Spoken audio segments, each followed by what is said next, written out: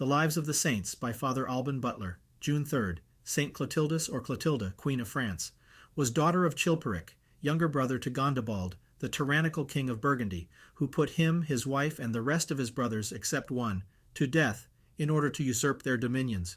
In this massacre he spared Chilperic's 2 fair daughters, then in Nancy. One of them became afterwards a nun, the other, named Clotildis, was brought up in her uncle's court, and by a singular providence, was instructed in the Catholic religion, though she was educated in the midst of Arians. It was her happiness in the true faith to be inspired from the cradle with a contempt and disgust of a treacherous world, which sentiments she cherished and improved by the most fervent exercises of religion. Though she saw herself surrounded with all the charms of the world, and was from her infancy its idol, yet her heart was proof against its seductions. She was adorned with the assemblage of all virtues, and the reputation of her wit, beauty, meekness, modesty, and piety made her the adoration of all the neighboring kingdoms. When Clovis I, surnamed the Great, the victorious king of the Franks, demanded and obtained her of her uncle in marriage, granting her all the conditions she could desire for the free and secure exercise of her religion.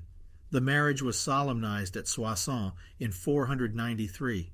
Clotildis made herself a little oratory in the royal palace, in which she spent much time in fervent prayer and secret mortifications. Her devotion was tempered with discretion, so that she attended all her business at court, was watchful over her maids, and did everything with a dignity, order, and piety, which edified and charmed the king and his whole court. Her charity to the poor seemed a sea which could never be drained. She honored her royal husband, studied to sweeten his warlike temper by Christian meekness, conformed herself to his humor in things that were indifferent, and, the better to gain his affections, made those things the subject of her discourse and praises in which she saw him to take the greatest delight. When she saw herself mistress of his heart, she did not defer the great work of endeavoring to win him to God, and often spoke to him on the vanity of his idols and on the excellency of the true religion. The king always heard her with pleasure, but the moment of his conversion was not yet come. It was first to cost her many tears, severe trials, and earnest perseverance. After the baptism of their second son Clodomir and the infant's recovery from a dangerous indisposition, she pressed the king more boldly to renounce his idols.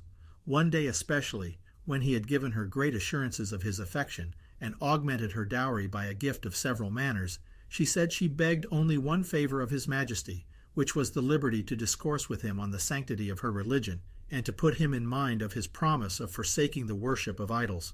But the fear of giving offense to his people made him delay the execution.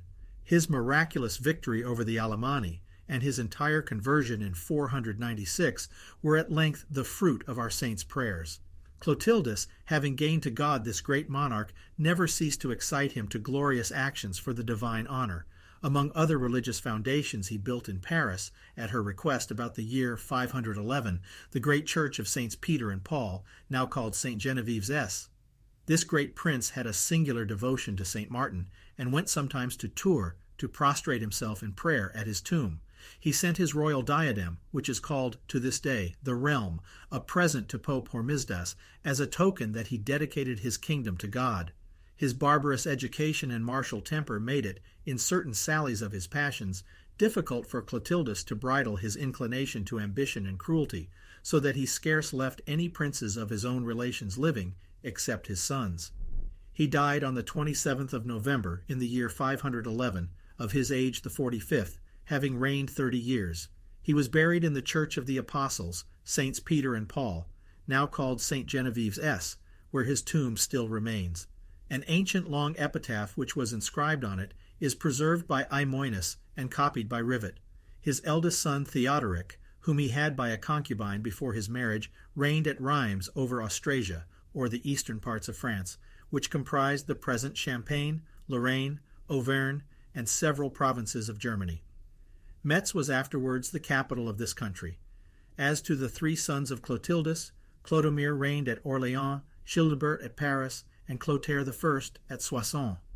This division produced wars and mutual jealousies, till in 560 the whole monarchy was reunited under Clotaire, the youngest of these brothers.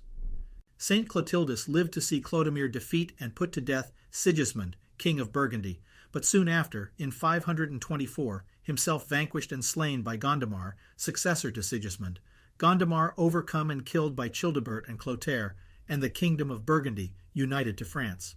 The most sensible affliction of this pious queen was the murder of the two eldest sons of Clodomir, committed in 526 by their uncles Childebert and Clotaire, who seized on the kingdom of Orleans.